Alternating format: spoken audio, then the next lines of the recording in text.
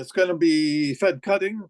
It's going to be, the so-called Goldilocks scenario is out there right now.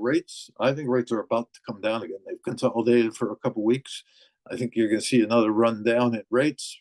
You could get the 10-year down to 360. You get the dollar ready to roll over here. So those are going to be catalysts. And then the sense that this is a soft landing, not a hard landing. There's a lot of sense now that a lot of talk that we may not even have a recession. Obviously, I'm calling for a global bust after this last melt up run, but the street doesn't believe that. The street is moving ever more towards a soft landing scenario.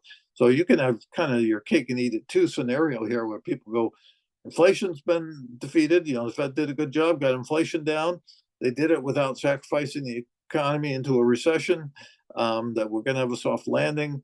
Employment softening enough that the Fed has room to ease. And I think all of that goes together to say, well, why am I bearish? That's what I think triggers it.